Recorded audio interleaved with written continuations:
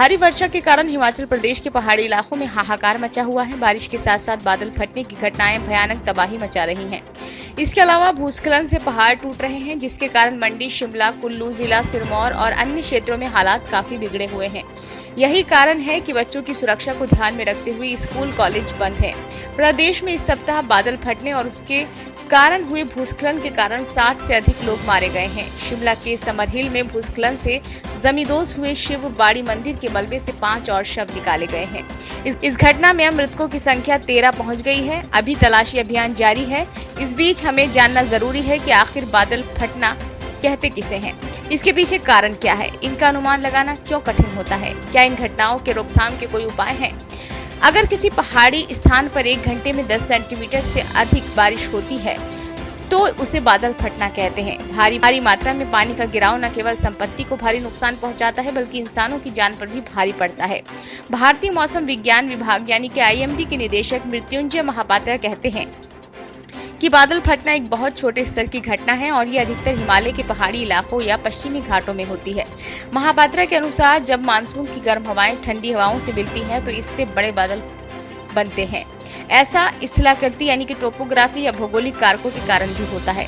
मौसम विज्ञान और जलवायु विशेषज्ञ महेश पलवत के अनुसार ऐसे बादलों को क्यूमुलोनिम्बस कहते हैं और ये ऊंचाई में 13-14 किलोमीटर तक खिंच सकते हैं।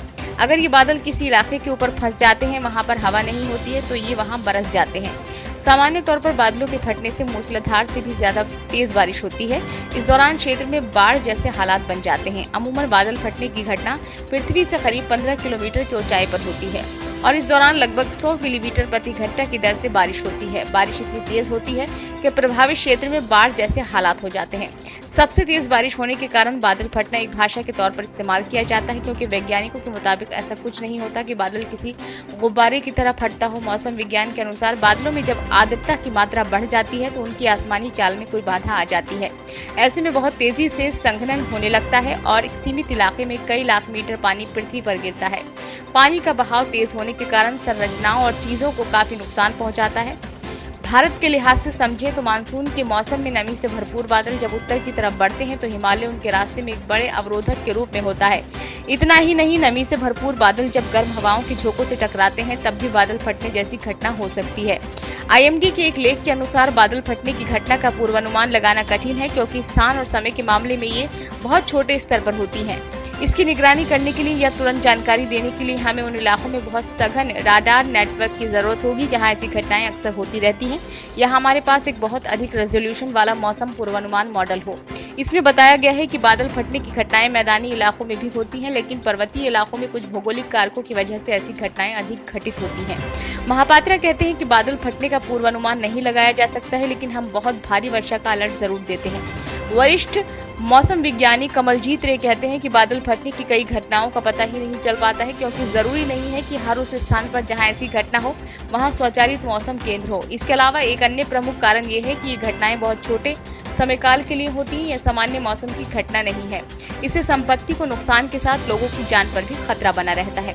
हालांकि बादल फटने की घटनाओं का पूर्वानुमान लगाना कठिन है, लेकिन डॉपलर मौसम रडार यानी कि DWR इस काम में काफी मददगार साबित हो सकते हैं। लेकिन हर इलाके में रडार मौजूद नहीं हो सकता, खासकर हिमालय क्षेत्र में। 5 अप्रैल 2023 को पृथ्वी विज्ञान मंत्रालय ने लोकसभा में बताया था कि IMD ने देश भर में 37 DWR का एक नेटवर्क स्थापित और संचालित किया है। 2017 से देश के विभिन्न हिस्सों में 13 DWR स्थापित किए गए हैं। इसमें से हिमाचल प्रदेश में 3 डॉपलर यंत्र यानी कि कुफरी, जौत और मुरारी देवी लगाए गए हैं।